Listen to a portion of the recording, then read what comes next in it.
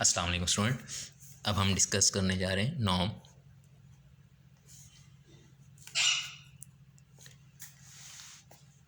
Norm क्या होता है? If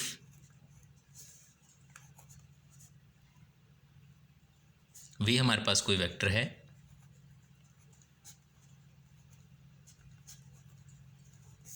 is a vector in R N.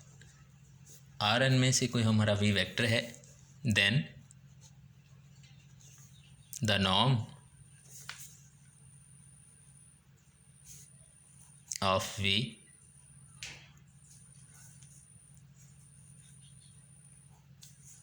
Also called, norm को हम लेंथ भी कहते हैं, मैग्नीट्यूड भी कहते हैं, is denoted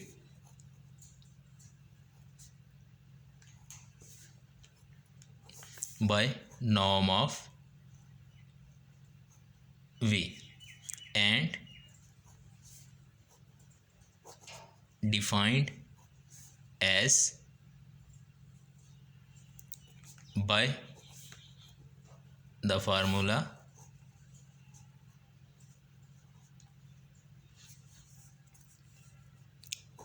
norm of V is equal to V1 square plus V2 square plus V3 square plus Vn square का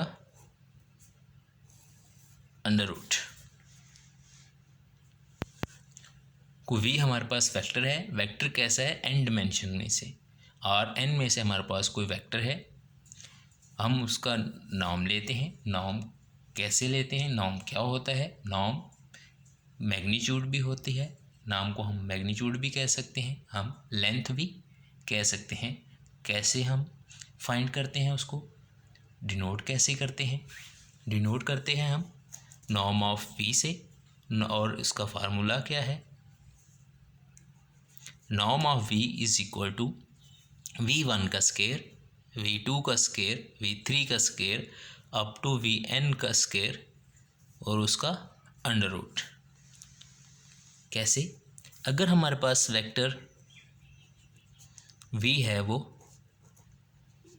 V1 और V2 belong to R square. अगर टू डिमेंशन का हमारा कोई वेक्टर है, हमने इसका नॉर्म फाइंड करना है, तो हम कैसे नॉर्म फाइंड करेंगे? Norm of V is equal to V1 का स्क्वायर प्लस V2 का स्क्वायर और इसका अंडर रूट। इसी तरह अगर हमारे पास V वेक्टर जो है वो 3 डिमेंशन में है, R3 में से है, तो फिर हम उसका नॉर्म कैसे फाइंड करते हैं? नॉर्म ऑफ V1 का स्क्वायर प्लस V2 का स्क्वायर प्लस V3 का स्क्वायर और इसका अंडर रूट। नॉर्म क्या है?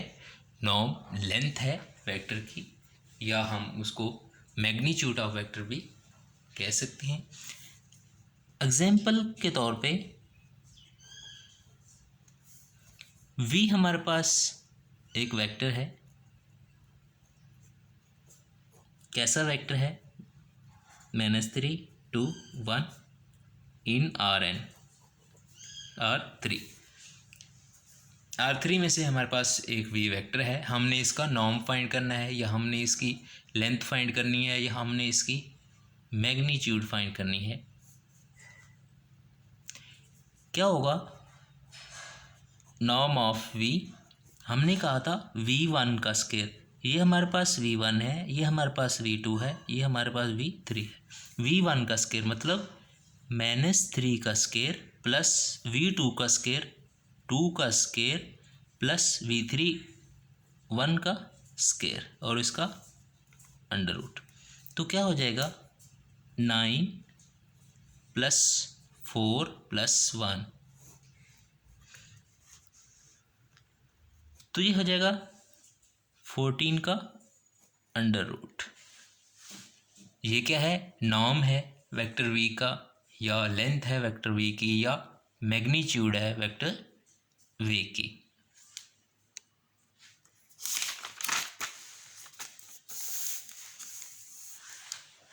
उसके बाद है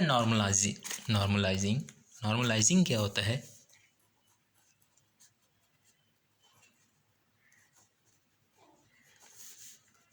the process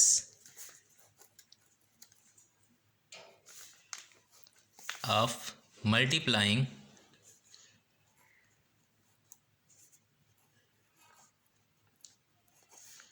a non-zero vector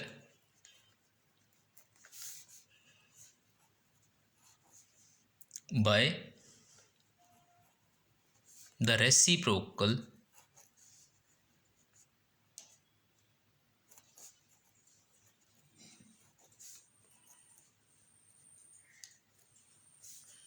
of its length to obtain a unit vector is called normalizing.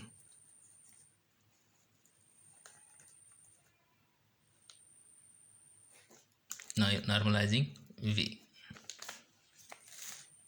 कि ये प्रोसेस है जिस प्रोसेस में हम क्या करते हैं, multiplying a non zero vector को मल्टीप्लाई करते हैं उसकी लेंथ के, उसके रेसिप्रोकल ऑफ इट्स लेंथ, उसकी लेंथ के रेसिप्रोकल के साथ हम नॉन ज़ीरो वेक्टर को मल्टीप्लाई करते हैं, तो हमें रिजल्टेंट क्या मिलता है, एक यूनिट वेक्टर मिलता है। तो इस प्रोसेस को हम क्या कहते हैं, नॉर्मलाइजिंग। इस प्रोसेस को हम क्या कहते हैं, नॉर्मलाइजिंग। एग्जाम्पल,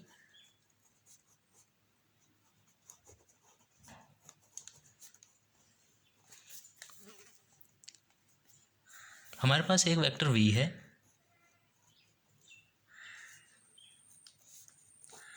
2 2 -1। हमने इसका यूनिट वेक्टर फाइंड करना है। यूनिट वेक्टर फाइंड कैसे करते हैं, v cap v over magnitude of v, या हम यहाँ क्या करते हैं, यूज़ कर रहे हैं norm of v, norm of v। तो सबसे पहले हम क्या करेंगे, लेंथ या मैग्नीट्यूड फाइंड करेंगे। लेंथ ऑफ वेक्टर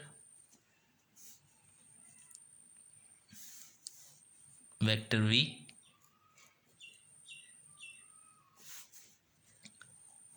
या हम उसको दूसरे लफ्ज़ों में कह सकते हैं नॉर्म ऑफ v।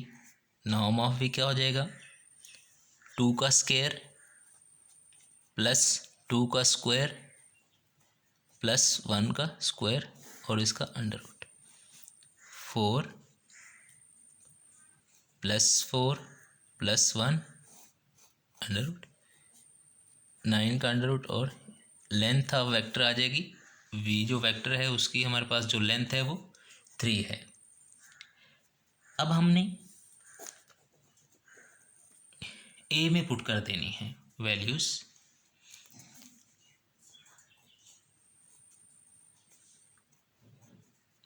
जो यूनिट वेक्टर v है हमारे पास वो क्या है, v divided by its magnitude या इट्स नॉर्म या इट्स लेंथ। तो वेक्टर क्या है, 2 2 1, और हमारे पास जो मैग्नीट्यूड है वो है 3। तो क्या हो जाएगा, 2/3 -1/3। तो ये क्या है हमारा यूनिट वेक्टर। यूनिट वेक्टर की क्या डेफिनेशन थी कि इसकी जो लेंथ होती है हमारे पास वो 1 होती है। तो अगर आप इसकी लेंथ चेक करें, इसको नॉर्म लेके, तो ये क्या हो जाएगा, आपके पास यूनिट वेक्टर बन जाएगा। जी हमने कहा ये यूनिट वेक्टर है, अगर ये यूनिट वेक्टर है तो इसकी लेंथ 1 होनी चाहिए। हम वेरीफाई करते हैं।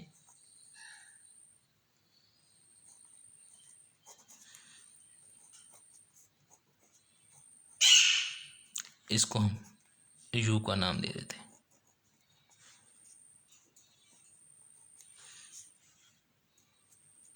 क्या होनी चाहिए? 2/3 का स्क्वायर प्लस 2/3 का स्क्वायर प्लस -1/3 का स्क्वायर और इसका अंडर रूट। तो ये हो जाएगा 4/9 प्लस 4/9 प्लस 1/9 और इसका अंडर रूट। तो ये हो जाएगा 9, 4 प्लस 4 8/9, 1 का अंडर रूट, तो ये 1 आ जाएगा। हमने कहा था कि ये एक यूनिट वेक्टर है, अगर ये यूनिट वेक्टर है तो इसकी जो लेंथ है वो 1 होनी चाहिए, तो इसकी लेंथ 1 है। तो इसका क्या मतलब है? हमने वेरीफाई कर दिया कि ये हमारा यूनिट वेक्टर है। तो इस प्रोसेस को हम क्या कहते हैं? Normalising of v. और ये जो रिजल्ट के तौर पर हमें हासिल होता है उसको हम कहते हैं यूनिट वेक्टर। उसको हम क्या कहते हैं? Unit vector.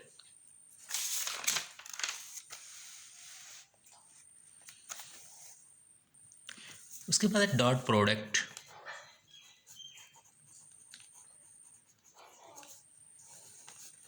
डॉट प्रोडक्ट क्या होता है? इफ़ u हमारे पास कोई वेक्टर है एंड v हमारे पास कोई वेक्टर है और non zero vectors and if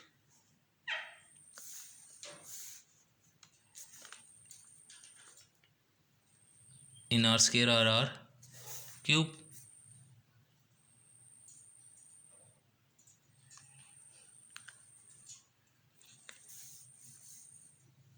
if theta is the angle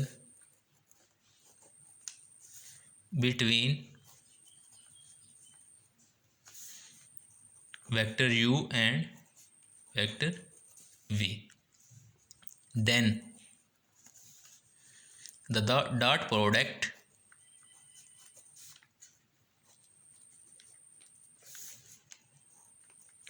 of u and v is denoted as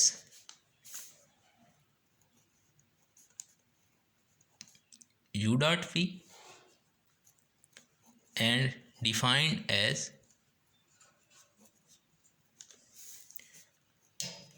u dot v is equal to norm of u into norm of v cos theta. हमारे पास दो vector हैं, u है और v है। हम उसको कैसे dot product define करते हैं? Vector u in dot v, और हम किस फार्मूले से लिखते हैं इसको? u dot v norm of u into norm of v cos theta. हमारे पास दोनों वेक्टर्स की लेंथ हो और हमारे पास थीटा हो, या हमारे पास दो वेक्टर हैं, हम उन दोनों की लेंथ फाइंड करते हैं और जो थीटा हमें गिवन है उसको हम मल्टीप्लाई करते हैं, तो हमारे पास डॉट प्रोडक्ट आ जाता है दो वेक्टर v और u का। If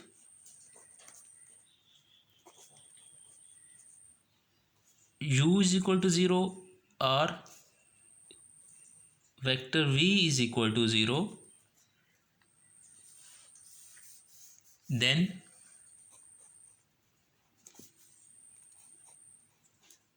u dot v is equal to 0। अगर हमें एक वेक्टर u है जो वो ज़ीरो वेक्टर हो या v ज़ीरो वेक्टर हो, दोनों में से एक भी अगर हमारे पास ज़ीरो वेक्टर है तो हमारा ये डॉट प्रोडक्ट जो है वो ज़ीरो हो जाएगा। और जो हमारे थीटा है वो कहाँ से कहाँ तक है, ज़ीरो से पाई के दरमियान। ज़ीरो भी हो सकता है, पाई भी हो सकता है। पाई के बाद जो हम वैल्यू देंगे पाई से 2 पाई तक, वो दोबारा इन्हीं वैल्यू को रिपीट करना शुरू कर देता है, दोबारा इन्हीं वैल्यू को रिपीट करना शुरू कर देता है। तो बस थीटा की वैल्यू क्या है, ज़ीरो और पाई के दरमियान, पाई और उसके दरमियान। यहाँ से हम, अगर हमें दो वेक्टर गिवन है तो हम उनके दरमियान जो एंगल है उसको फाइंड कर सकते हैं। Cos theta u dot v over norm of u into norm of v. इस तरह हम उन वेक्टर्स के दरमियान का एंगल है वो भी फाइंड कर सकते हैं। एग्जाम्पल,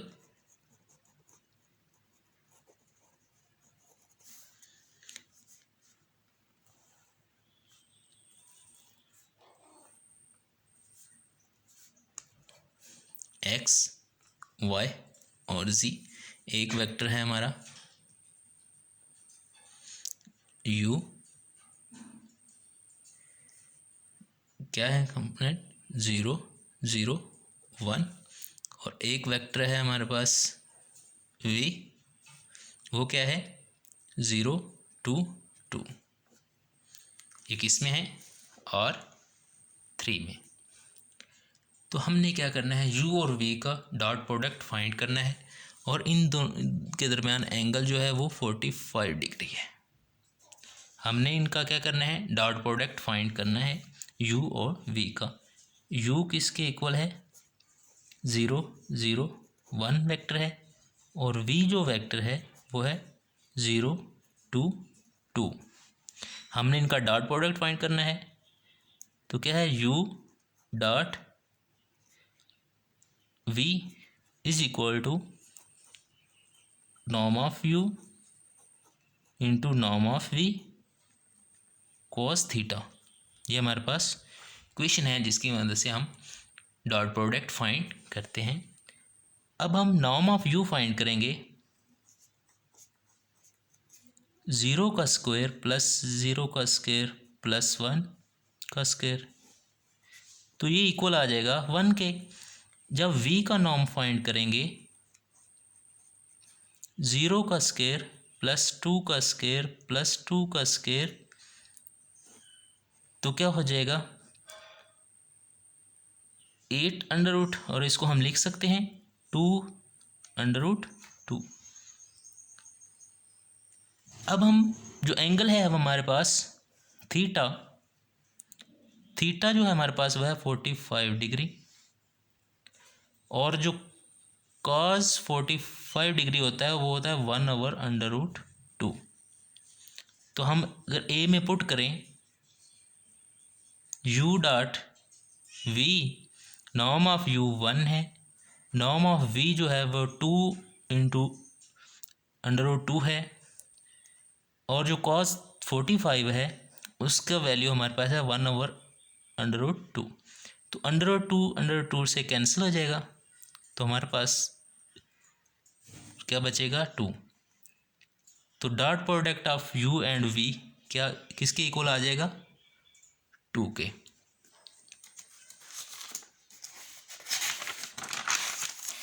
एक और डेफिनेशन है in terms of component, in terms of component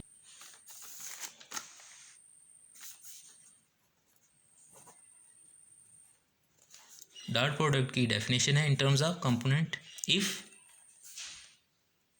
u हमारे पास कोई वेक्टर है u1 u2 un, and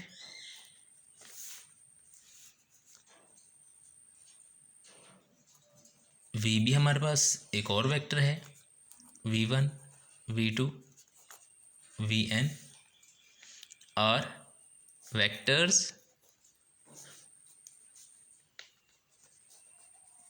in Rn, then the dot product of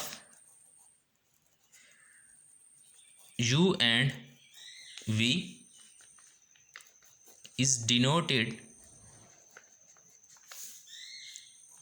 by u dot v and defined by u dot v is equal to u1 v1 u2 v2 un vn। कि हम उनको components जैसे हम vectors को add करते हैं, u1 को v1 में, u2 को v2 में, u3 को v3 में, इसी तरह अब हम जब डॉट प्रोडक्ट फाइंड करते हैं इन टर्म्स ऑफ कंपोनेंट तो हम क्या करते हैं, u1 को v1 के साथ मल्टीप्लाई करते हैं, u2 को v2 के साथ मल्टीप्लाई करते हैं, u3 को v3 के साथ मल्टीप्लाई करते हैं। इस तरह सबको हम मल्टीप्लाई कर देते हैं। फॉर एग्जाम्पल मैं वही एग्जाम्पल लेता हूँ जो मैं हमने पीछे डिस्कस की है कि हमारे पास u कोई वेक्टर है, कैसा u1 u2 u3 0 0 1, और इसी तरह हमारे पास v वेक्टर है v1 v2 v3 0 2 और 2। यही वेक्टर हम पीछे दूसरी डेफिनेशन से इसकी फाइंड करके आए डॉट प्रोडक्ट, अब उसी से हम इसके भी डॉट प्रोडक्ट फाइंड करते। तो अब हमारी क्या डेफिनेशन है, ये u dot v u1 v1 u1 हमारे पास 0 है इंटू v1 भी हमारे पास 0 है प्लस u2 भी 0 है इंटू v2 हमारे पास 2 है प्लस u3 की वैल्यू हमारे पास 1 है और v3 की वैल्यू हमारे पास 2 है। तो क्या हो जाएगा, ये 0 हो जाएगा, ये भी 0 हो जाएगा और ये 2। तो डॉट प्रोडक्ट क्या आ गया 2। तो दोनों डेफिनेशन से जो हमने डॉट प्रोडक्ट फाइंड किया वो हमारा 2 है। इसी तरह उससे हम क्या है, एंगल फाइंड कर सकते हैं। उस डेफिनेशन से हम क्या है, अगर हमें दो वेक्टर गिवन है तो हम उनके दरमियान जो एंगल है वो भी फाइंड कर सकते हैं। Okay, thanks.